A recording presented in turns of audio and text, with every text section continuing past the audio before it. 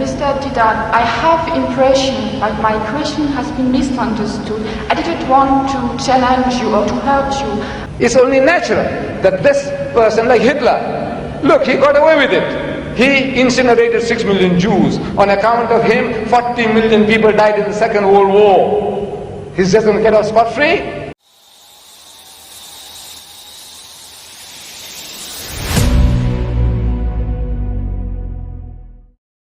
Assalamualaikum warahmatullahi wabarakatuh.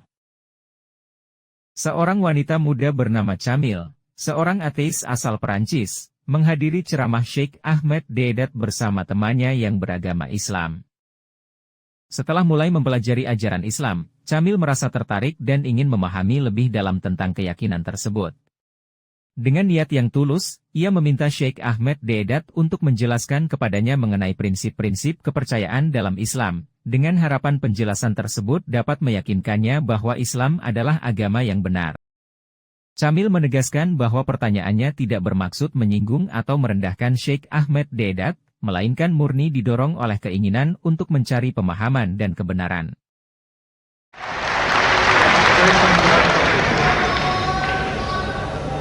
Mr. Tidak, I have impression that my question has been misunderstood. I didn't want to challenge you or to hurt you. I just wanted to ask you for some advice for a person who doesn't believe. I just wanted also to ask you for advice because I am not a believer. I would want to believe in Islam, but I just want some advice. Yes.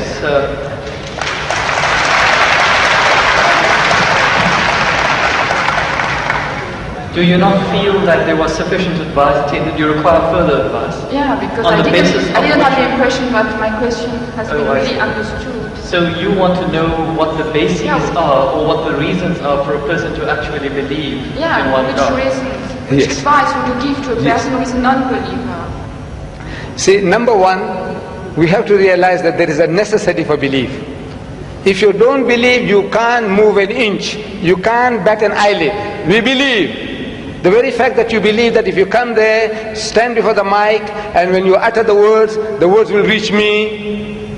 If you didn't believe, you wouldn't have taken that step. If you didn't believe that you will be visiting this hall and listening to a lecture, you wouldn't have come. So belief is fundamental, is basic to any move that you make.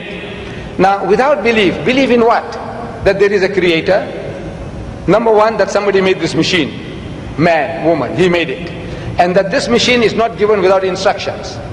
Every machine carries with it instructions. Never mind how simple that mechanism is, you get instructions. Your washing machine, your hair dryer, your motor car, anything, everything, you need a book of instructions. This most complicated mechanism, the human being, created and left without instructions, we says no. He has to be given instructions. And God Almighty, we believe that there is a creator, and this creator through his messengers, one of us, he has been conveying those messages to us, directions, instructions to us. Whether those instructions remain in the pristine purity or not, that is something that is now debatable. But the instructions were given, and it is through those instructions alone can man find ethics, can man find morality. Without these instructions, there is no ethics and there is no morality. Man, being an animal by nature, he will behave like animals. It's only because you believe that there is a creator, and this creator said that thou shalt not marry your mother, you will not marry your sister, you will not marry your daughter. We say we believe, we believe, we believe. You say no, I don't believe, then the person is nothing better than the animal. See, the dogs and pigs, the way they behave, he said, well, I behave just the same because I'm an animal also.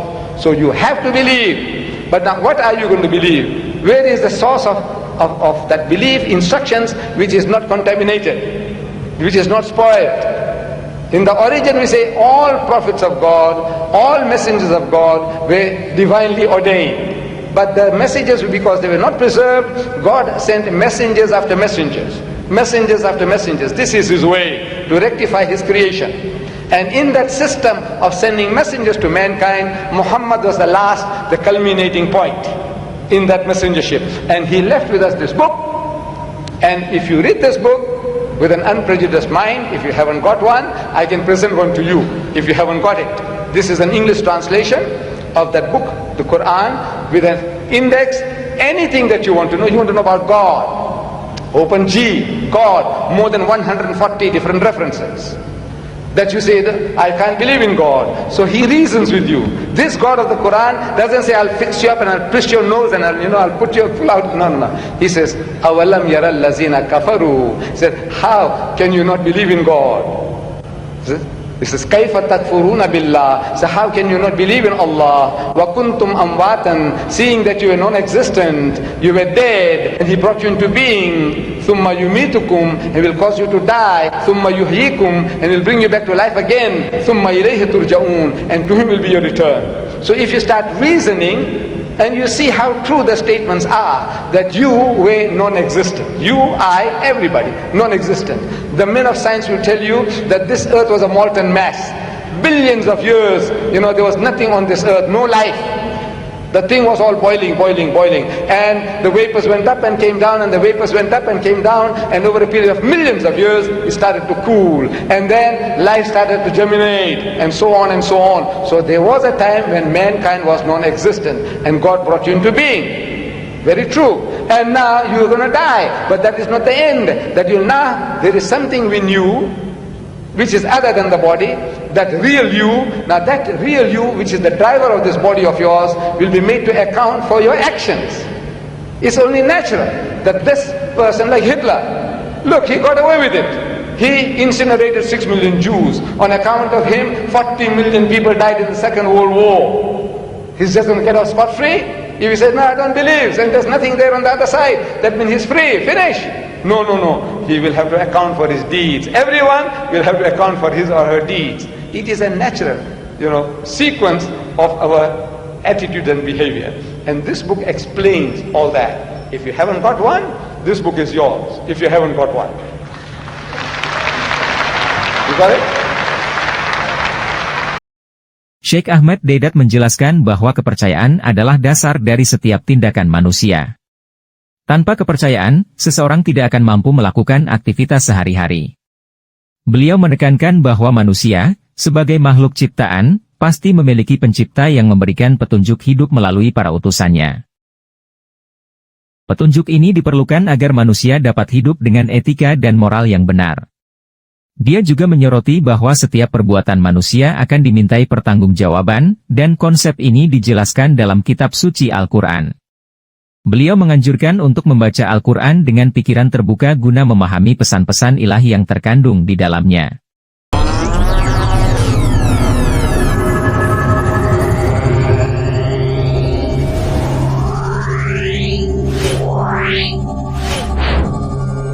Yeah.